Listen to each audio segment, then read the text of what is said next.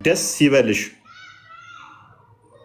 ጸጋ ይሞላብሽ ወይ ጌታ ከአንቺ ጋር ነውና እግዚአብሔር ከማን ጋር ነው? ከእሷ ጋር ነውና አንቺ ከሴቶች መካከል የተባረክሽ ነሽ። ማንም እንደሷ የለም። ጸጋ ይሞላባት ከሴቶች መካከል አንቺ የተባረክሽ ነሽ። ቁርአን ላይ ሱረቱ መርየም ላይ ሱረቱ መርየም ማለት 19ኛው ሱራ ከቁጥር 17 እስከ 18 ስትመለከቱ ወደ መርየም ጋር ሄደው ያስደነግጣታል፣ ወላ ያስፈራታል ማለት ነው። እንኳን እንደዚህ ሊያወድሳት ቀርቶ ፈርታ እኔ ከአንተ ባላት እጠበቃለሁ። ቀጥታ ሰው መስሎ ነው የመቀረባት። ሊደፍራት መስሏት ደንግጣት እንትን ትላለች ማለት ነው። ደንግጣት ሽሸዋለች። እዚህ ጋስ መጥቶ ሲያወድሳት ሲያመሰግናት ሲዘምርላት ነው የምናገኘው ማለት ነው። አንቺ ምንድነሽ ይላታል? ከሴቶች ሁሉ የተባረክሽ ጸጋን የሞላብሽ ነው ይላታል። ስለዚህ ከሴቶች ሁሉ የተባረከች ጸጋን የሞላባት እኛም እያልን እናመሰግናታለን ማለት ነው። የመልአኩን ምስጋና እናመሰግናታለን። ከፍ ስትል ደግሞ ኤልዛቤት ታመሰግናታለች። የኤልዛቤትንም ዘን እነሆ የሰላምታሽን ድምፅ በሰማሁ ጊዜ በማኅፀኔ አይምን የሚለውን ዝማሬ ክፍሉን ከፍ አድርገው ሜይ ቢ አንብበልኝ። ሶሪ በቃል ያልያዝኩትም ደግሞ አታስበሉኝ። ሪከርድ አድርጋችሁ ኤልዛቤትም የማርያምን ሰላምታ በሰማች ጊዜ ጽንሱ በማኅፀኗ ውስጥ ዘለለ። ኤልዛቤትም መንፈስ ቅዱስ ተሞላች። ምን አለች? በታላቅ ድምፅ ጮኻ እንዲህ አለች። አንተ ሆን ብለህ ነው አይደለ? አልያዝኩትም ስላልኩኝ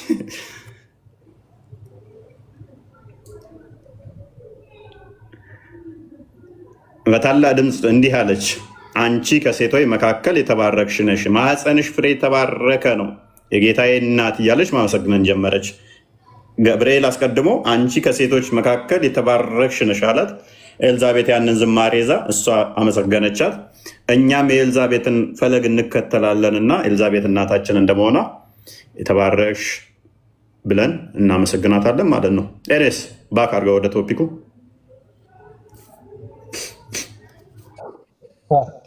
ቃለ ሕይወት ያሰማልን። አይ ቲንክ ሳዲ ጥያቄሽ ተመለሰልሽ ይመስለኛል። አመሰግናለሁ። እና አንድ ደግሞ ልጨምር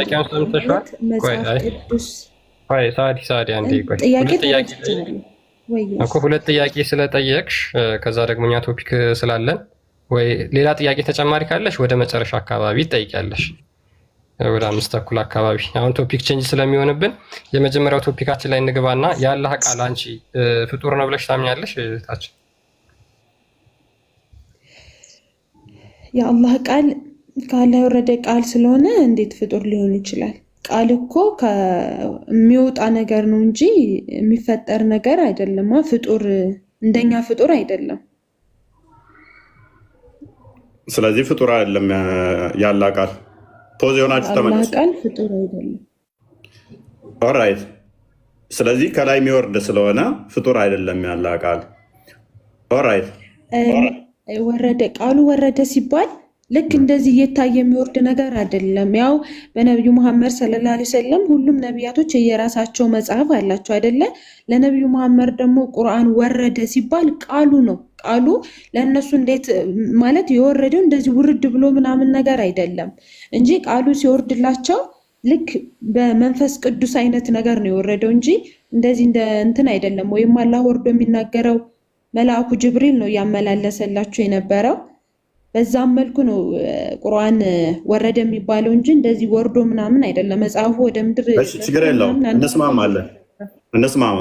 ስለዚህ በባሌም በቦሌም ቃሉ ፍጡር ነው ፍጡር አይደለም የሚለው ላይ ብቻ እንስማማ። ያ ቃሉ ፍጡር ነው ፍጡር አይደለም? ፍጡር አይደለም። ቴንክ ዩ። ስለዚህ ኢሳ ፍጡር አይደለም ማለት ነው የአላህ ቃል ስለሆነ? ኢሳ ፍጡር ነው። ለምን ፍጡር ይሆናል? የአላህ ቃል ፍጡር አይደለም ብለሽኛል እኮ ቅድም። ቃሉና ኢሳ ሰው ነው፣ ቁርአን ቃል ነው። ኢሳም ራሱ ቃሉ ነው ይላል። ኢሳ የአላህ ቃል ነው ይላል። ከሌሎች ነቢያት ኢሳ ራሱ ኢሳን የአላህ ቃል ነው ይለዋል። እንደዛ ሳይሆን ኢሳ የአላህ ቃል ነው ሲባል እኮ ስለ ኢሳ ሲናገር የኢሳን ታሪክ ሲነገር አሁን ቃል ነው እኮ ያ አይደለም ቃል ነው። ስለ ኢሳ ሲናገር አሁን አይደለም ያላህ ቃል ነው። ያላህ ከተባለ ያላህ ማለት ፖሴሽን ነው የሚያሳያል። የከሌ ከተባለ ንብረትነት ነው የሚያሳየው። የኔ ብልሽ ንብረትነት ነው የሚያሳየው። ያላ ቃሉ ነው ተተባለ ውችዝ ያላ ገንዘቡ ነው። ያላ ቃል ቁርአን ያላ ቃል ነው ስትይ የሚጠጋው ቁርአን ወደ አላህ ነው አይደለ? ሰው ወደ አላህ ነው የሚጠጋው። ቁርአን ወደ አላህ ስለሚጠጋ ፍጡር አይደለም ማለት። ስለዚህ ኢሳም ያላ ቃል ነው ስትይ የሚጠጋው ወደ ማን ይሆናል ማለት ነው? ወደ አላህ ይሆናል። ኢሳ ፍጡር ነው። ኢሳ ፍጡር ነው እንጂ ቃል ሲባል ቁርአን ነው። ስለ ቃል እንትን ነው። እሺ ክፍሉን እናንብበው። እሺ እንደዚህ ይላል፣ እናንተ የመጽሐፉ ሰዎች ሆይ በሃይማኖታችሁ ወሰንን አትለፉ፣ በአላህም ላይ እውነትን እንጂ አትናገሩ። የመርየም ልጅ ምዕራፉን ንገረኝ። አያው ምንድን ነው? ሴቶች ምዕራፍ ሶሪ የቱ ጋር ነበርኩኝ? በአላህም ላይ እውነትን እንጂ አትናገሩ። የመርየም ልጅ አልመሲ ኢሳ የአላህ መልእክተኛ ሎክ የአላህ መልእክተኛ ወደ መርየም የጣላት ውሽዝ አንድ ነገር ተጣለ ከተባለ ከመጣሉ በፊት ነበር ማለት ነው። ወደ መርየም የጣላት የሁን የምትለዋ በቅንፍ የገባች ነች። አረብኛው ላይ የሌለች ነች፣ ጭማሪ ነች አማርኛው ላይ። ስለዚህ ወደ መርየም የጣላት ቃሉም የምታሳየው አሁን ፖሴሽን ነው፣ ንብረትነት የምታሳይ ነች። የከሌ እንደማለት ነው። ቃሉም ከእርሱ የሆነ ከማ ማለት ነው? ከአላህ ነው የሚሆነው። ከእርሱ የሆነ መንፈሱም ብቻ ነው። የማ መንፈስ? ያላ ማለት ነው። ስለዚህ ኢሳ የማን ነው? ያላ ከለም አላህ ነው ማለት ነው። ኢሳ ራሱ ይህንን በደንብ እንዲብራራልሽ በአዲስ አንድ የክፈትላት ሳይ ሙስሊም 193 ነው አይ ቲንክ። ኦኬ እንደዚህ ይላል። አስምርበት የተወሰነ ፓርቱን። አረብኛውን ከቻልሽ አረብኛውን ትሄጅበታለሽ አንቺ። ኦኬ ይሄ ክፍሉ ምንድነው? እሱ የሚያወራው በቂያማ ቀን ነው። በደንብ ግልጽ ያደርገዋል። በቂያማ ቀን ምልጃን ስለማቅረብ ነው የሚያወራው ክፍሉ፣ ሙሉ ክፍሉ ሀዲሱ ማለት ነው። ከዛ ሰዎች ይሰበሰባሉ፣ ነቢያቶች ይመጣሉ። ከዛ ወደ አዳም ጋር ሄዱና አዳም አማልደን ሲሉት ነው ከኔ ይልቅ እኔ በእኔ ምክንያት ነው ከገነት የተባረራችሁት፣ ኃጢአት ሰርቻለሁ፣ ከኔ ይልቅ ወደ ኢብራሂም ጋር ሂዱ፣ አንተ እኮ የአላህ መንፈስ እንትን እፍ ብሎብሃል፣ በእጁ ሰርቶሃል፣ አማልደን ሲሉት ኖ ከኔ ይልቅ ኢብራሂም የአላህ ጓደኛ ነው፣ ወደ ኢብራሂም ሂዱ ይላቸዋል። ወደ ኖህ ሂዱ ይላቸዋል። ኖህ የመጀመሪያ ነቢይ ምናምን ይላቸዋል። ከኖህ ደግሞ ወደ ኢብራሂም ሂዱ ይላቸዋል። ኢብራሂም ደግሞ ወደ ሙሳ ይልካቸዋል። ሙሳ ጋር ሲመጡ አንተ ተውራትን በእጁ ጽፎ የሰጠህነ አማልደን ሲሉት ኖ ከኔ ይልቅ ወደ ኢሳ ሂዱ። ሎክ አሁን ላሳይሽ። ከየት ጀምረው መሰለሽ? ኦኬ you better go to Jesus the spirit of Allah and his word ከኔ ይልቅ ወደ ኢሳ ሂዱ፣ እሱ የአላህ መንፈሱና ቃሉም ነው ይላቸዋል ማለት ነው። እንትና ሙሴ ደግሞ ስለዚህ ከሌሎቹ ነቢያቶች እየለየው ሲመጣ ሁሉም ኃጢአታቸውን ይናገራሉ። እዚህ ክፍል ውስጥ ይሄን አዲስ በደንብ ካወቅሽው አይ ዶንት ኖ ብቻ ታውቂዋለሽ አታውቂውም አላውቅም፣ ሁሉም ኃጢአት እንዳለባቸው ይናገራል። አንችልም የሚሉበት ምክንያት ኃጢአት እንዳለባቸው ይናገራሉ ሁሉም። ኢሳ ጋር ሲመጡ ግን ኢሳ ከሌሎቹ ነቢያት ለምንድን ነው የሚለየው? ኢብራሂም ለምሳሌ የአላህ ጓደኛ ተብሏል። ሙሳ ለምሳሌ ተውራት በእጁ ተጽፎ ተሰጥተዋል ተብሏል። አደም ለምሳሌ በእጁ የተሰራ ነው ተብሏል። የተለያዩ ናቸው እነኛ። አሁን ነቢያቶቹ የሚለያዩበት ነው። ኢሳ አልችልም የሚልበት ግን በኃጢአት ምክንያት አይደለም። እስቲ ወደ ሙሐመድ ሲሄድ ሙሐመድ ምንድን ነው መጪውም ያለፈውም ኃጢአት ስለተማረ አንተ አማልዳቸው ይባላል። ኢሳ ጋር ሲመጣ ከሌሎቹ ነቢያት ለምንድን ነው የተለየው? ያላ ቃሉና መንፈሱ ነው ብሎ ነው ያስቀመጠው። ሌሎቹ ኃጢአታቸውን ሲዘረዘር የኢሳ አንድ አልተጠቀሰም። ፕላስ ደግሞ ያላ ቃሉና መንፈሱ ነው የተባለው። ስለዚህ በዚህ አርጉመንት መሰረትን በራሱ ምንም ኃጢአት የሌለበት ነው የበላይ መሆን ያለበት። እንደገና ደግሞ ቃሉና መንፈሱ ብለው ደግሞ ከሌሎቹ ነቢያቶች ለይቶታል ማለት ነው። ፖይንትን ካገኘሽኝ። እሺ ይሄንን ሀዲስ አዋቀዋለሁ፣ ግን ነቢዩ መሐመድ የመጨረሻ ነቢይ እንደመሆናቸው አማላጅ ናቸው። ሁሉም ነቢያቶች ከዛም በፊት ወደ ኢሳም ሲሄዱ ወደ ኢብራሂምም ሲሄዱ እኔ አልችልም እያሉ ነቢያቶች እያስተላለፉ ነቢዩ መሐመድ ሰለላሁ ዐለይሂ ወሰለም ጋር ደርሰዋል። ነቢዩ መሐመድ አማላጅ ናቸው፣ እኛ ጋር ያማልዳሉ። ነቢዩ መሐመድ የመጨረሻ ነቢይ ናቸው እና አማላጅ ናቸው። እና እዚህ ጋር አሁን እኔ መጠየቅ እንፈልገው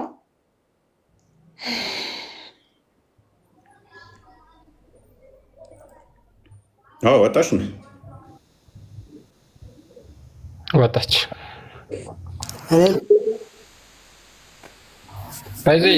ጥያቄ አለኝ። ምንድን ነው? አንዴ ውፋይ ሰላም ነው። እዚህ ጋር ሸምሴ ያሻል ቆይ ሸምሴ ሉክ እንትን ነው ብራዘር ጠይቃችሁ አንዴ አንዴ ቆይ ያ ሜቢ ታይም ኮንሱም ያደርጋል እንጂ እዚህ ጋር በትንሣኤ ቀን በቂያማ ቀን ህዝቦች ነቢያቶችን አማልዱን ብለው ይመጣሉ። መጀመሪያ ወደ አደም ይመጣሉ፣ ከዛ ወደ ኢብራሂም ይመጣሉ፣ ከዛ ወደ ኑህ ይመጣሉ፣ ከዛ በኋላ ወደ ሙሳ ይመጣሉ። እነዚህ ሁላ ማማለድ የማይችሉበት ምክንያት ኃጢአት ስለሰሩ ነው። ሁሉም ጥፋታቸው ኃጢአታቸው የሰሩት ይታሰባቸውና እሱን ያስቡትና በሱ ምክንያት አልችልም፣ ስለዚህ ወደ ኢሳ ሂድ ብሎ ቀጥሎ ያለው ሙሳ ወደ ኢሳ እንዲሄዱ ይናገራል። ኢሳ ደግሞ የአላህ ቃልና መንፈስ ነው ብሎም እዚሁ ጋር ይናገራል። ነገር ግን ኢሳ ማማለድ የማይችልበት ምክንያት አልተጠቀሰም። ስለዚህ ስለ ኢሳ የተነገረው እዚህ ጋር ምንድነው? የአላህ ቃልና መንፈስ እንደሆነ ይሄ ቁርአን ይናገራል። ሙሐመድ ደግሞ ኃጢአት ያለፈውንም ኃጢአቱም የሚመጣውም ኃጢአቱ ስለሚሰረይለት ያማልዳችሁ ብሎ ለሙሐመድ ይበልጥ ኃጢአት እንዲሰራ ኦፕን ያደርግለታል፣ መንገድ ይከፍትለታል ማለት ነው። ያለፈውም ኃጢአት ተምሮለታል፣ የሚመጣውም ደግሞ ሊሰራቸው የሚችሉ ኃጢአቶች በሙሉ ይማሩለታል። ስለዛ እሱ ማማለድ ይችላል። እዚህ ጋር ሁሉም ስድስቱ የተጠቀሱት በሙሉ ኃጢአተኞች ናቸው። ኢሳ ግን ኃጢአት የለበትም። ስለዚህ ሊበልጥ የሚገባው ማን ነው? ኃጢአት የሰራ ነው ወይስ ያልሰራ? ሙሐመድ ከበፊትም ኃጢአት ይሰራ ነበር፣ ለሚመጣውም ደግሞ የሚሰራውን ኃጢአት ይቅር ይባልልሃል ብሎ ተናግሯል። ሱራ 42 ቁጥር 52 ላይም ይህን ስለሚናገር ማለት ነው። ያ በጣም የሚገርም ሁኔታ የትኛውም ነቢይ ያላ ቃሉ ነው አልተባለም ከኢሳ በስተቀር። ያላ ቃል ፍጡር አይደለም ይላሉ። የትኛውም ነቢይ ከኢሳ በስተቀር ያላ ቃል የተባለ የለም። ኢሳ ብቻ ነው የተባለው። አስገራሚ ነው። ከጽንሰቱ እስከ ሞቱ አይምን እርገቱ ወደ ራሱ ወሰደ ነው የሚለው። እስከዛ ድረስ ያለው የኢሳ ታሪክ ድራማቲክ ነው። ሙተሻቢያ የሚለው የወረደው ራሱ በዚህ ምክንያት ነው። ሱራ 3:7 ላይ ያለው በዚህ የቁርአን ክፍል ውስጥ ግልጽ የሆነም ግልጽ ያልሆነም አለ የሚለው በኢሳ ጉዳይ ነው የወረደው። ሲከራከሩ ሙሐመድ መመለስ ስላልቻለ የአላህ መንፈስና ቃል ነው ትላለ፣ እንዴት ነው ፍጡር የሚሆነው? ሱራ 17:85 ነው የከፈተው። እንዴት ነው ሲሉት ስለ መንፈስ ሲጠይቁት መንፈስ ምንድን ነው በራሱ የሚለውም ሲመጣ የሚሰጣቸው ምላሾችን ነው። ቅድም እዛ ጋር ስለ ኢሳ ሲከራከሩት አትጠራጠር ተብያለሁ አለ። ኦልራይት ክርክሩ ሲጾፍ ምን አደረጉ? በቃ ልጆቻችሁን ሴቶቻችሁን እዛችሁንና እንረጋገም አላቸው። ይሄ መልስ አይሆንም። በጊዜው ለሱ ሰርቶ ሊሆን ይችላል። ከዛ በኋላ የሚመጣው ግን መልስ ይፈልጋል። እስቲል ከሩህም ይጠይቁሃል። ሩህ ከጌታዬ ነገር ነው ከእውቀትም ጥቂት እንጂ አልተሰጣችሁም በላቸው። ስለዚህ በሚጠይቁ ሰዓት እውቀት ጥቂት እንጂ አልተሰጣችሁም የሚለው ምላሽ አዋጭ አይደለም። ሩህ ማን ነው ምንድን ነው ተብለህ ስትጠየቅ ኤግዛክትሊ መመለስ ያስፈልጋል። ኢሳ የአላህ ሩህ ነው፣ ኢሳ የአላህ ከለም ነው፣ ኢሳ የአላህ ሩህ ነው ስትል ምን እያልክ ነው ተብለህ ስትጠየቅ አይ ከሩህም ይጠይቁሃል። እሱ እውቀት ጥቂት እንጂ ብዙ አልተሰጠም ተብያለሁ፣ አትከራከር ተብያለሁ። መልስ አይሆንም። ሱራ 7:3-7 ግልጽ የሆነም ግልጽ ያልሆነም አለ አላቸው። ከዛ በኋላ ዘጋው ማለት ነው። ግልጽ የሆነም ግልጽ ያልሆነም አለ፣ አትከራከር ተብያለሁ በዚህ ጉዳይ ላይ። ስለዚህ ግልጽ የሆነ አለ፣ እሱ የመጽሐፍቱ የእምነቱ መሰረቶች ናቸው። ግልጽ ያልሆነ ደግሞ እንደዚሁ ተመሳሳይ ነገሮች አሉ የሚያጠራጥሩ የሚያጠራጥር መጽሐፍ ውስጥ ካለ የትኛው ነው ግልጽ የትኛው ነው የሚያጠራጥር? ኤግዛክትሊ እንዲህ ተብሎ ተለይቶ ካልተነገረ የኢሳ ጉዳይ አጠራጣሪ ከሆነ አይ ቃሉ እንደዚህ ነው ብለህ ኤግዛክት መናገር አትችልም። ሙሐመድ ራሱ ምን ስላለ ግልጽ ያልሆነ አለ ብሎ ራሱ መመለስ ስላልቻለው ማለት ነው። ራሱ መመለስ ስላልቻለው ደግሞም ያላህ ቃል ፍጡር አይደለም ከተባለ ነሰሰርሊ ሊሆን የሚችለው ምንድን ነው? ያላህ ባህሪ ነው የሚሆነው። ልክ እንደ ቁርአን ይሆናል ማለት ነው። ሱራ 9:6 ላይ ብቻ ነው ቁርአን ሲጀመር ቁርአን አይልም። አንድ ጥቅስ የለም ቁርአን ያላህ ቃል ነው የሚል ከቁርአን ውስጥ ቃል በቃል የለም አንድም ጥቅስ። በቁርአን ውስጥ ያለው ያላህ ቃል ተብሎ የተጠቀሰው ኢሳ ብቻ ነው። ኢማጂን ቁርአን ፍጡር አይደለም ብለው ያደነቁሩናል። ቃል በቃል ኤግዛክት ወርድ ፋላሲ እነሱ እንደሚጠቀሙት ቁርአን ያላህ ቃል ነው የሚል የለም። የሚጠቀሟት ሱራ 9:6 እና በቀራ ላይ ያለውን ነው። እሱ ደግሞ አይጠቅማቸው። ያላህን ቃል ይሰማ ዘንድ አስጠጋው የምትለዋ ማለት ነው።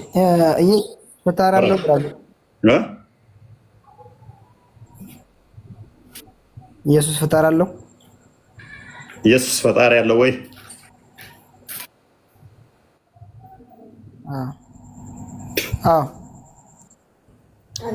ኦልራይት ቃሉ እንዳየኸው ያላህ ቃል ነው። ያላህ ቃል ፈጣሪ ያለው አይደለም። አሁን እየጠየቀው እኮ ነው። እኔን እንዳትጠይቀኝ ልጠይቅህ እንጂ ያላህ ቃል ፈጣሪ ያለው ወይ? ለእስልምና ኢሳ ራሱ ያላህ ቃል ከሆነ ያላህ ቃል ፈጣሪ ያለው ቃሉን አላህ ፈጥሮ ነው የሚናገርበት ወይንም ቃሉ ያላህ ቃል የተፈጠረ ነው? አይ አሁን እኔ የጠየቀውን ንገረኝ እንጂ። መልካም የኛን ከሆነ ልብበል የኛን ከሆነ ኢየሱስ ኦልራይት እሺ አዳም አምላክ ፈጣሪ አለው ወይ? እሺ አዳም የኛን ከሆነ የጠየቀው እሺ አምላካችን ቃል አለው ብለን እናምናለን። ሉክ በደንብ አስቡ። ቃል አለው። ያ ቃል ደግሞ አካላዊ ነው፣ መፍጠር የሚችል ነው ብለን እናምናለን። ስለዚህ ቃሉን ማን አመጣው? አንዳምጥ ማን አመጣው ሳይሆን ቃሉ ራሱ አካላዊ ነው ብለን ነው የምናምነው። መልእክት አይደለም፣ የኛ ዝም ብሎ ዝርው ብትን አይደለም። ስለዚህ ቃሉ ራሱ አካላዊ ነው። ያ አካላዊ ቃል በስጋ ተገለጠ ብለን እናምናለን። በስጋ ተገለጠ። ልክ ቃል ስጋ ሲዋሃድ ጸጋና እውነትን ተሞልቶ በእኛ ሲያድር በስርዓት አስረዳን። አዳምጧ አይደለም አዳምጥ። እሺ ስጋውን ነው አንተ ስጋው አዳምጣ። እሺ አዎ ስጋው ቅድመ ተዋህዶ የተፈጠረ ነው። ከማርያም የወሰደው ስጋ የተፈጠረ ነው። ዘመን የሚቆጠርለት ነው። ጊዜ የሚለካለት ነው። ከተዋህዶ በኋላ ምንታይ ወይንን ስለማናጸድቅ የቃልን ገንዘብ ያደርጋል። አንድ የሚዩት አድርጋ አዳምጥ አይሻልም? ቃል ግን የተፈጠረ አይደለም። ቃል ምንድን ነው? ራሱ ፈጣሪ ነው። ቃል ፈጣሪ ነው ብለን ነው የምናምነው። ስለዚህ አንተ ጋም ስንመጣ ኢሳ ጋም ሲመጣ ተመሳሳይ ነው። ከማርያም ልብ በል ከሜሬም ሲወለድ ኢሳ ስጋ ይዞ ነው የወጣው። ግን ያ ኢሳ ስጋ ብቻ አይደለም፣ ያላህ ቃል ነው። ያላህ ቃል ደግሞ የተፈጠረ አይደለም። የኢሳ ስጋው ግን የተፈጠረ ነው። በደንብ አስተውል አለውኝ ክርስቲያን በደንብ አስተውል። ከመሬም የተወለደው ኢሳ አላህ ቃሉን ጣላት ወደ ሜሬም። ስለዚህ በስጋ ተገለጠ። ስለዚህ ኢሳ ምንድን ነው? ስግው ቃል ነው ማለት ነው። ስጋ የተዋሃደው ቃል ነው።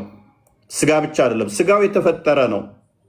ስጋው የተገኘ ነው ከጊዜ በኋላ ማለት ነው፣ በጊዜ ውስጥ ማለት ነው።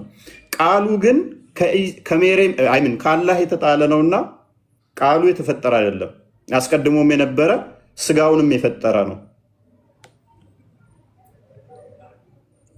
የተሻለ ፈጣሪ ቃል አለ ማለት ነው አይደል? ምን ቆይ ብራዘር አቡኪ ቆይ እንትን አሁን ይሄ ኢየሱስ ፈጣሪ አለውን ያልኩ እኔ ያልኩትም በቀጥታ በለው እስኪ። አይደለም ማለት ፈጣሪ እንዳለው ስለሚገልጽ እኮ ነው። መጽሐፍ ቅዱስ ላይ ራሱ ይገልጻል። እኔ ምን ብዬ ያስረዳው? እሺ እኔ ያስረዳው ገብቷል? አንተ ያልከው እኮ ሰምቻለሁ። ምን ብዬ ነው? ቀጥታ መልስ እየመለስክልኝ አይደለም። ብዙ እያወራህ ነው። ሰምቻለሁ። ግዴታ ነው መረዳት አለብህ እኮ አንተ ቀጥታ እናንተ አሁን የምታምኑት ነገር ለምሳሌ ፈጣሪ የለውም ብላችሁ ካመናችሁ የለውም ትላለህ። ሁሴን አንተ የምታምነውንም እኮ እየነገርኩህ አለው ካልክ ደግሞ አለው በለኝ። ባጭሩ አሁን የምጠይቅህ ነገር እዚህ እንትን ስለማይ ነው። እፎይ እኮ ምን በስጋ ምንድን ነው? ቆይ ምን ስጋ እያልክ እኮ እንትን አልክ። እኛን አስረዳን በስተቀር በደንብ ለመረዳት ስለማይ እኛ እኮ አሁን አንዴ ሁሴን አዳምጥ እሺ። እፎይ ወንድ ማለት አንዴ እፎይ እሺ አዳምጥ እሺ። ከኢየሱስ በፊት ቃል ነበር አይደል? እሺ ቀጥል እሺ፣ ሐሳብን ጨርስ። ቃል ከየት መጣ? ማን አመጣው? እንዴት መጣ? ኦልራይት እሺ ጨረስክ?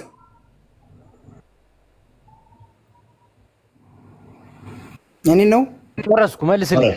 እሺ መልካም። በደንብ አስተውል። ያለው ቃል አካላዊ ነው። ቃል ፈጣሪ ነው። ራሱ ከየት መጣ ማን አመጣው የሚባል አይደለም። ቃል ፈጣሪ ነው አልክ። ፈጣሪ አለ ማለት ነው። አዳምጥ እሺ። ነው ከኢየሱስ የተሻለ ሌላ ፈጣሪ አለ ማለት ነው። ፕሊስ አዳምጣ። ጠየቀኝ እንድመልስልህ ነው የምፈልገው። እርግጠኛ ነው ለመረዳት ነው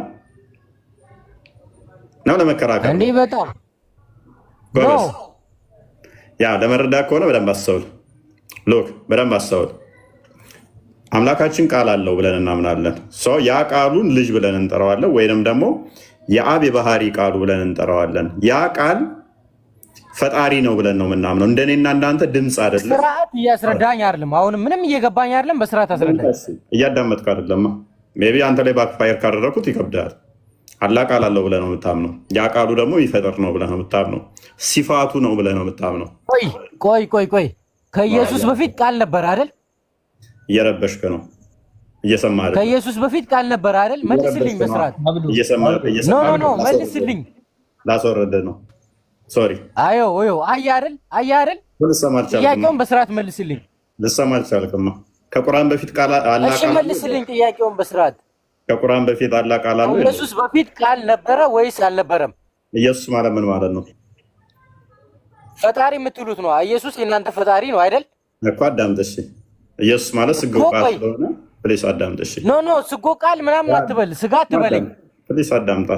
አልተረዳህም እኮ። እሺ እኔ በቀላሉ እንደዚህ ብዬ ልጠይቅህ። ከቁርአን በፊት አላህ ቃል ነበር የለም? እንዴት መልሰዋለህ? እነሲ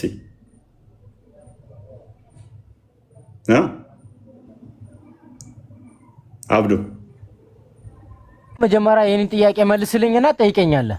እንዴት ትመልሰዋለህ? እስኪ ይሄንን አስረዳኝ። አንተ ከቁርአን በፊት መጀመሪያ አንተ የኔን ጥያቄ መልስልኝ። ከቁርአን በፊት መጀመሪያ የኔን ጥያቄ መልስልኝ አንተ።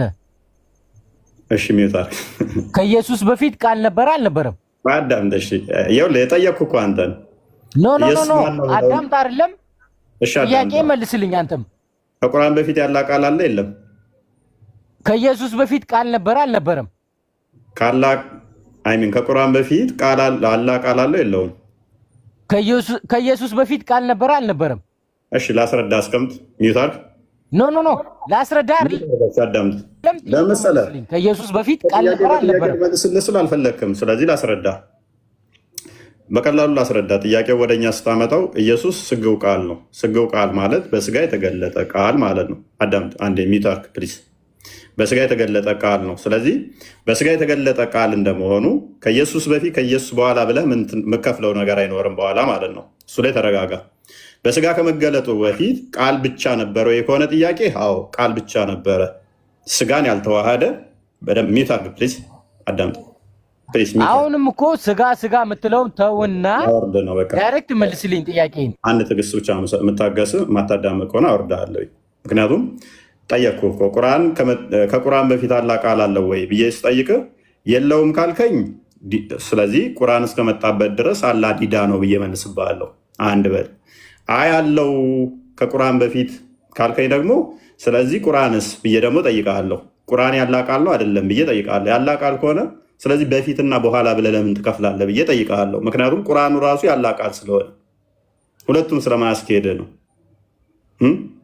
ቁርአን ያላህ ቃል ከሆነ ከቁርአን በፊትና በኋላ ብዬ ለምን ክፍፍሉ አያዋጣህም ማለት ነው። ቁርአኑ ራሱ ያላህ ቃል ስለሆነ ያላህን ቃል ሁለት እያደረግኩበት ስለሆነ ማለት ነው። ተረጋጋ።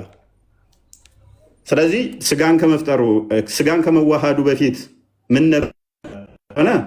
ቃል ብቻ ነበረ። ስጋ ያልተዋሃደ ስጋ ያልያዘ ቃል ብቻ ነበረ።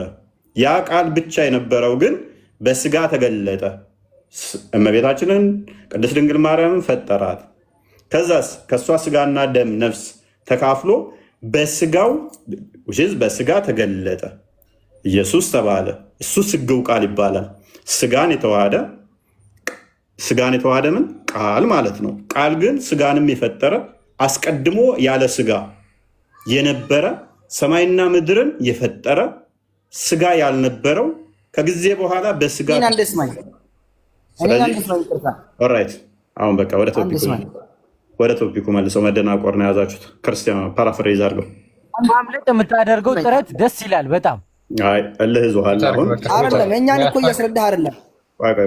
ወደ ቶፒኩ እያስረዳህ አይደለም። አፎይ ከስሩ እናተማ በቃ አንደኛ ለማዳመጥ ፈቃደኛ አይደላችሁም ወይንም አላወቃችሁትም። የእናንተንም እሺ ጥያቄ ነበር።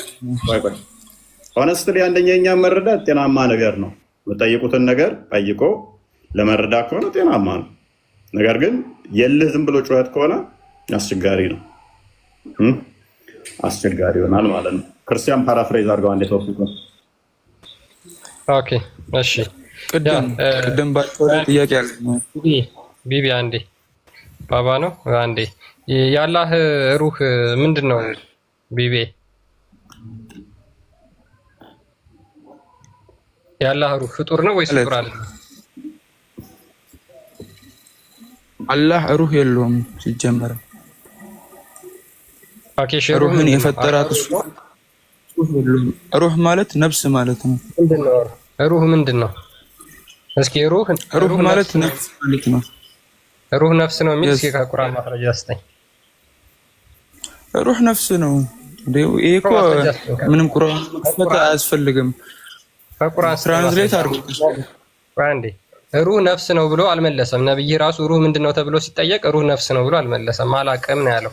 አንተ ከየት አምጥተህ ነው ሩህ ነፍስ ነው ብለህ የመለስከው? ከቁርአን ማስረጃ ስጠኝ። የቱ ጋር ነው አላቅም ያለበትን አሳየኝ። ኦኬ አንተ ነፍስ ነው የሚለው ማስረጃ የለህም? አለኝ። ያው በሰዓቱ አሁን እጄ ላይ ስለሌለ ነው እንጂ አለ። ስጠኝ፣ ማስረጃውን ስጠኝ። ያ ይዛና ዝም ብሎ ወሬ አይደለም። በነገራችን ላይ ከድጃ አለሽ ያ የአላህ ቃልና የአላህ ቃል ቁርአን ማለት ነው። የአላህ ቃል ነው ብለው ሙስሊሞች ያምናሉ። ምንም እንኳን ቁርአን ላይ ቁርአን የአላህ ቃል ነው የሚል ባይኖርም ማለት ነው። ስለዚህ ይሄ የአላህ ቃል የሚባለው ፍጡር ነው ወይስ ፍጡር አይደለም ተብለው ሲጠየቁ ፍጡር አይደለም፣ ባህሪው ነው።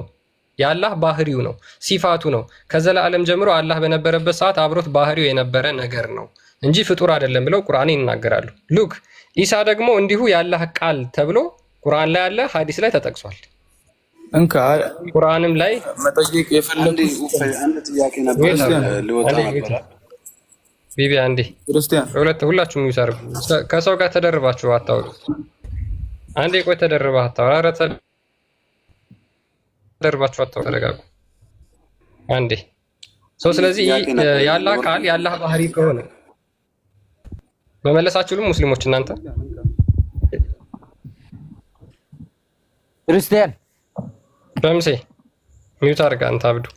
ኧረ እባካችሁ አትደርቡ።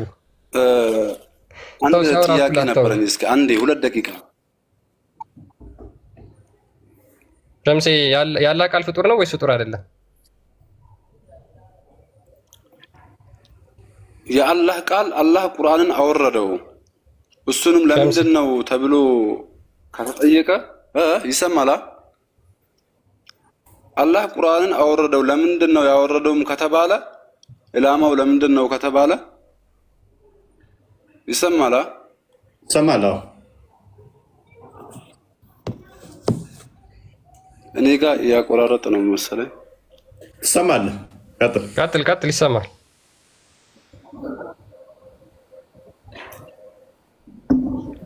አላህ ቁርአንን ያወረደው እኛ እንድንቀራበት እኛ እንድናውቅ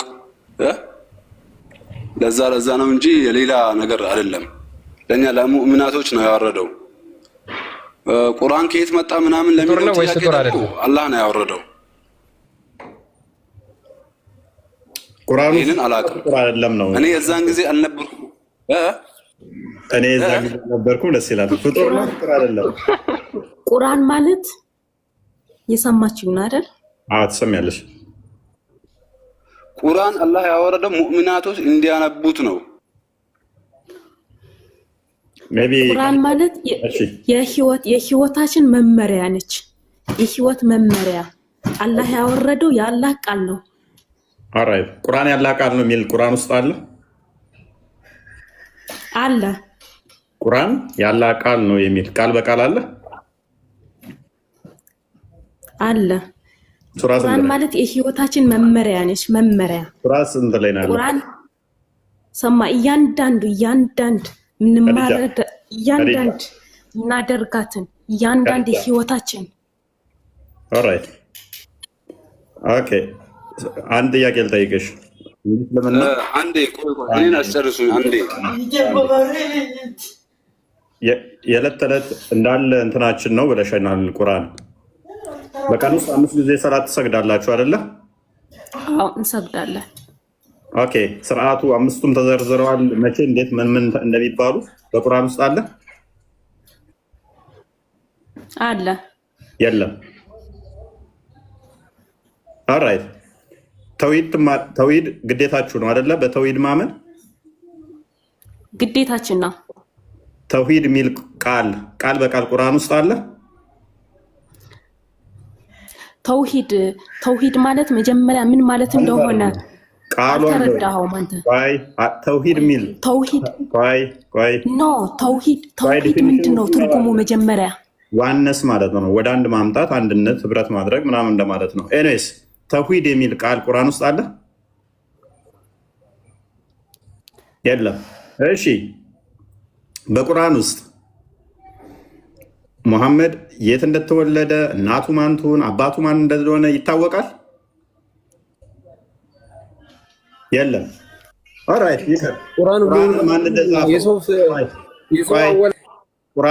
ቁርአንን ማን እንደጻፈው በቁርአን ውስጥ ተገልጿል? ይታወቃል? ቁርአን ጻፊ ማን እንደሆነ መጽሐፉን አይታወቅም። ሱረቱ መሰድ ምን ስለማን እንደሚያወራ ይታወቃል? አይታወቅም። ሱራ 17 ወደ ሩቁ መስጊድ ያስኬድ ነው ማንን እንደሆነ ይታወቃል? አይታወቅም። ቁርአን እኮ የአማርኛ ስድን ባብ አይደለም። የስድና ስድ አለመሆን ጉዳይ አይደለም። እንቀጥል። ኦራይት ጅብሪል 600 ምናምን ክንፍ አለው ብላችሁ ታምናላችሁ። ቁርአኑ ስንት ክንፍ እንዳለው ተገልጿል? አልተገለጸም። እሺ ጥቁሩን ድንጋይ ሄዳችሁ በቂያማ ቀን አፍና ምላስ ይዞ ይመጣል ብላችሁ ታምናላችሁ። በቁርአን ውስጥ ተገልጿል? አልተገለጸም። 7 ጊዜ ትዞሩታላችሁ፣ ድንጋይ ትወረውራላችሁ። በቁርአን ውስጥ ተገልጿል? አልተገለጸም። ኦራይት እንቀጥል። ቁርአን ግልጽ ነው ስላልሽ ማለት ነው። የመቃብር ቅጣት ታምናላችሁ? ትልቅ የመቃብር ቅጣት ጥንቃቄ የምታደርጉበት ነው። በቁርአን ውስጥ ተገልጿል? አልተገለጸም። እንቀጥል፣ እንጨምር። ቁርአን ጨምር ያዳምጥ። ቆይ እፎይ አንዴ ኖ ይቀጥል ያውራ። ስለዚህ ቁርአን ፕሊስ አንዴ ፕሊስ አትረብሿ። ቁርአን መቼ ተወረደ ይታወቃል? አይታወቅም። ስለዚህ ቁርአን ዝም ብሎ ብጭቅ ብጭቅ ያለ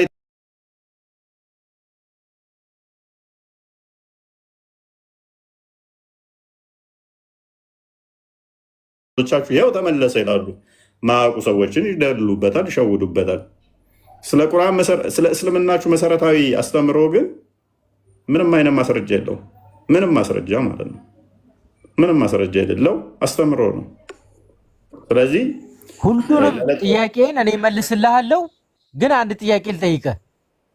ያው እና ከፍል አድርጋ ሁሉንም ይመልስልኛል። አንተ የጠየኳቸውን ሁሉንም አይደለም፣ ልብ በል ሁሉንም አልፈልግም እኔ። ሶስቱን ከመለስክ ሶስቱን አይደለም ሁለቱን ከመለስክ እኔ ንጽጽር ለዘላለም አቆማለሁ። ጥያቄ አንድ። በቅድሚያ ግን እኔ አንድ ጥያቄ ልጠይቅህ። ቆይ የት ነው የምሮጠው? ሁሉንም እመልሳለሁ ብለህ የለ እንዴ? በቅድሚያ እኔ ልጠይቅህ፣ ከዛ መልስልሃለሁ። አንተ አራዳንን በቅድሚያ ልጠይቅህ፣ መልስልሃለሁ። ሚውት አትሰረኝ። አንተ አራዳንን የፋራ ነኝ። ሁሉንም አይደለም ሁለቱን አይደለም አንዱን ከመለስክ እኔ ንጽጽር አቆማለሁ። ከሀያ እስከ ቁርአን አንብቤዋለሁኝ። ስለዚህ የምጠይቀውን አውቃለሁኝ። ኤኒዌይስ ፓራፍሬዝ አድርገው ክርስቲያን ቶፒኮ ከዲጃ በጣም ከዲጃ አንድ ነገር ከዲጃ አንድ ነገር ልንገርሽ። ሱረቱ መሰድ የጨርት ምዕራፍ ማለት ነው። የአቡላሃብ እጆች ጠፉ፣ ከሰሩ፣ እሱም እሷም ከሚስቱ ማለት ነው እንጨት ተሸካሚ ስትሆን ገሃነም ትገባለች እያላችሁ ትቀራላችሁ። ምዕራፉ ይህንን የሚያወራው ሰዎቹ ከሞቱ 1400 ዓመት ሆናቸው። ኢሬሌቫንት የሆነ እሱን አንድ ምዕራፍ ትቀራላችሁ። ሰዎቹ ሞተዋል። ሱራ 33 ከቁጥር 50 እስከ 55 ያለው ክፍል ምንድነው የሚያወራው? ያመነች ሴት ነፍሷን እንኳን ለመሐመድ መስጠት ተፈለገች፣ የተፈቀደ ነው። የውሽሜችን ልጆች፣ የልጅ ልጆችን፣ የአክስት ልጆችን ምናምን ማግባት ለአንተ ተፈቀደ። የነቢዩ ቤት ካልተጠራችሁ በስተቀር ወደ ቤቱ እንዳመጡ፣ ከመጣችሁ ምግብ ከበላችሁ ወዲያውኑ ተበተኑ እያላችሁ ትቀራላችሁ። ነቢዩ ከሞት 1400 ዓመት ሞላው። የነቢዩ ቤት ሄደሽ አታቂም፣ ምግብ ለመቀላወጥም ቤቱ ቁጭ ብለሽ አታቂም። ግን ከቤቱ ውጡ ከበላችሁ በኋላ እያላችሁ ትቀራላችሁ። ተሞተ ቆይቷል። መሰረት የሆነው ግን አላህ ከአርሽ በላይ ነው ብላችሁ ታምናላችሁ። ከሌሊቱ 1/3 ይወርዳል ብላችሁ ታምናላችሁ። አንድ ጥቅስ የለም ቁርአን ላይ ከሌሊቱ 1/3 ወደ ታች ይወርዳል የሚል ቁርአን ውስጥ አንድ ጥቅስ የለም። ዶግማ የሆነው የአላህ አስተምሮ ከሌሊቱ 1/3 ወደ ታች ይመጣል የሚለው አንድ ጥቅስ ሳይኖር የሙሐመድ ቤት ውስጥ ሳትጠሩ እንዳትቀመጡ፣ ምግብ ከበላችሁ በኋላ ወዲያውኑ ተበተኑ የሚል ግን በየቀኑ ትቀራላችሁ።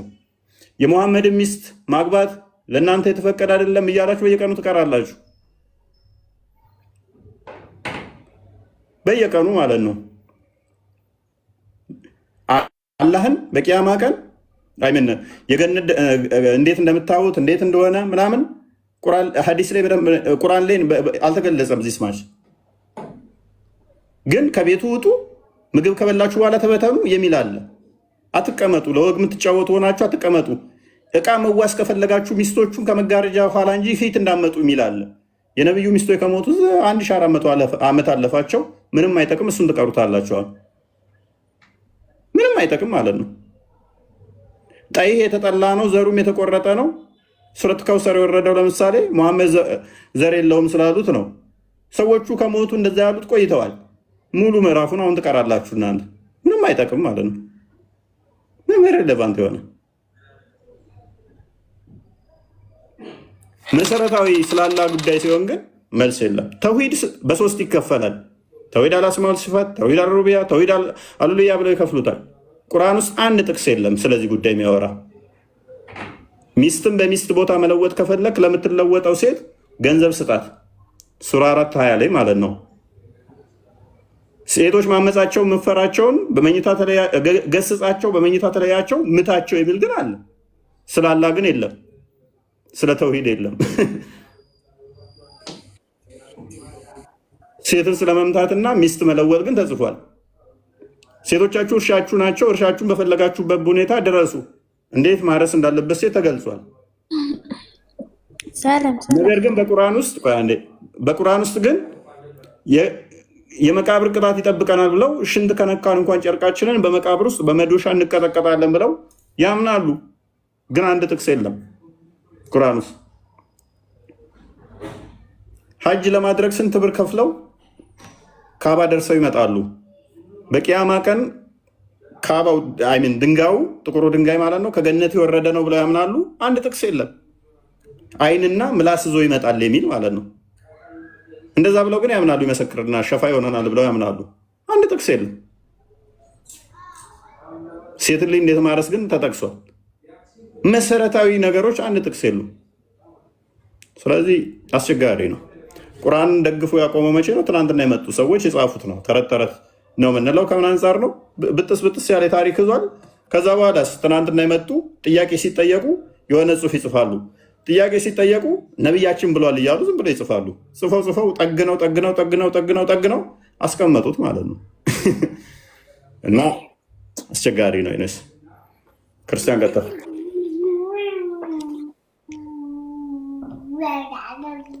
ጥያቄ ነበረኝ። ምን ብታስተናግዱኝ አሪፍ ነበር። ምንድነው እሱ?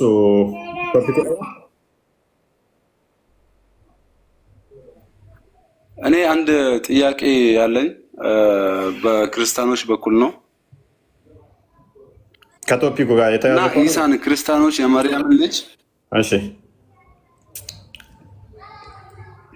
ልጅ ኢሳን ክርስቲያኖች እንዳገነኑት ሁሉ አታግኑኝ፣ እኔ የፈጣሪ ቅን አገልጋይ ነኝ ብለዋል። መሐመድ ነው ያለው። ታማኝ መልእክተኛ ስለሆንኩኝ በዚህ ልክ ብቻ ጥሩኝ ብለዋል። ቅን አገልጋይ ነኝ ብለዋል። ይህን ነገር እናንተ እንዴት ነው አሁን? ያ እሱ እኮ እኛን የሚመለከት አይደለማ። መሐመድ እንደዛ ማለቱ ኢሳ ነው ያልኩት። ኢሳ ነው እንደዛ ያለው። ኢሳ ነው ቀድሞ የመጣው? መሐመድ ነው ቀድሞ የመጣው? ማን ነው ቀድሞ የተወለደው?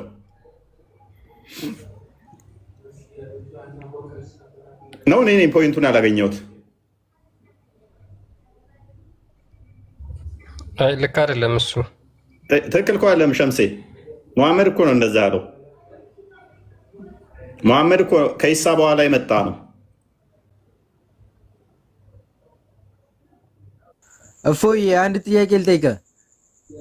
ቆይ ሸምሴ ይጨርስ። ሸምሴ ሚዩት ነህ እያወራ ከሆነ። እሺ አልገባኝም ጥያቄ። ሜይ ቢ ግልጽ አድርግልኝ።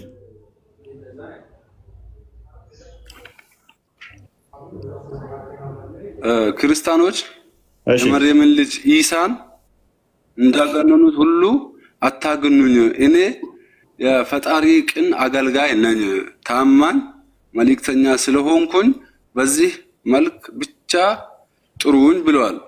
ማ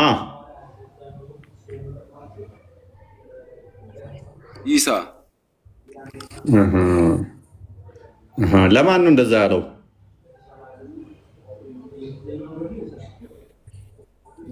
እሱን ለሚከተሉ ሰዎች ፈጣሪ እንደላከውና የፈጣሪን ቅን አገልጋይ እንደሆነ ነው አሁን እዚህ ጋር የሚያስረዳው። የቱ ጋር ነው እንደዛ ያለው?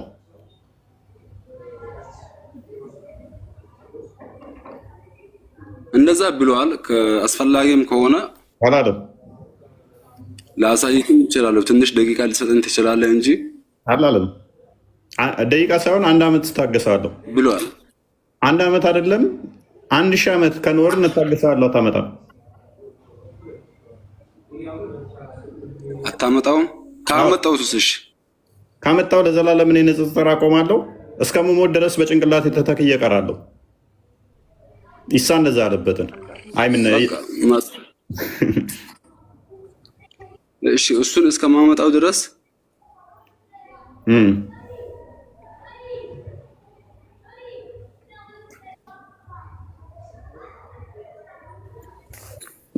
የፈለከው ጊዜ ታገሳለህ። አታመጣም። እሱ መስጊድ ላይ የሚነግሯችሁ ተረት ተረት ነው። ክርስቲያን ፓራፍሬዝ አድርገው። አይ መስጊድ ላይ ሲሆን አለ ችግር የለውም። ይሄ ነገር እንዴት እንደዛ ሊሆን ይችላል?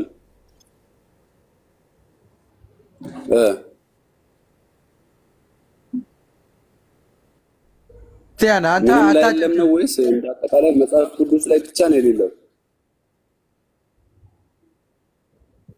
አሁን እናንተ የለም የምትሉት ምን ላይ ነው?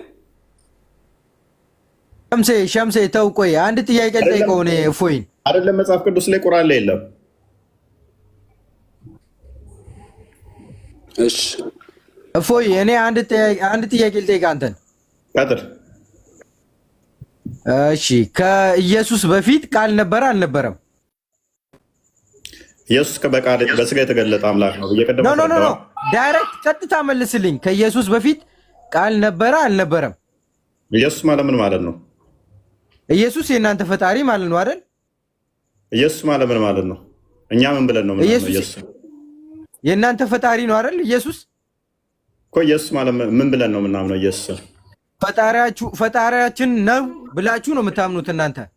ስለዚህ ኢየሱስ ስንለኛ ስግው ቃል እያልን ነው። ስግው ቃል ማለት ኖ ስግው ቃል ተው። ጥያቄ ዳይሬክት መልስልኝ። ከእሱ በፊት ቃል ነበረ አልነበረም ነው ጥያቄ። ተዋት በል ቆይ ተው የሚለውን አቁመው። ስለዚህ መረጃ ካለ ሜቢ እንትና መረጃ ሚውት እንዳታስረኝ። ጥያቄ መልስልኝ። ከእሱ በፊት ቃል ነበረ አልነበረም? ፕሊስ ቆይ አንዴ መረጃ ስለከፈተ እሱን እናንብብ። ለምን ሚውት ታስረኛለህ? ለምን አትመልስልኝ? አንዴ መረጃ እናንብብ። እንዲህ እንትና ስላመጣ ነው። ጥያቄ መልስልኝ። መረጃውን ተውና። ኢየሱስ መሄድ በቃ ምንም አይሰማ ከሰሩን በቃ ኤኒዌይስ አንብበው እንትና ወንድማችን ይኸው አንብበው። ያላ መልእክተኛ ስለሌላ ምናምን እሺ ክርስቲያኖች የመርየምን ልጅ ኢሳ ቅድም ብዬ ነበር ባይዘይ ኢሳ እሺ እንዳደረጉት ሁሉ አታድርጉኝ እንዳገነኑት ሁሉ አታግንኑኝ። ይህንን የተናገረው ማን ነው ወንድማችን?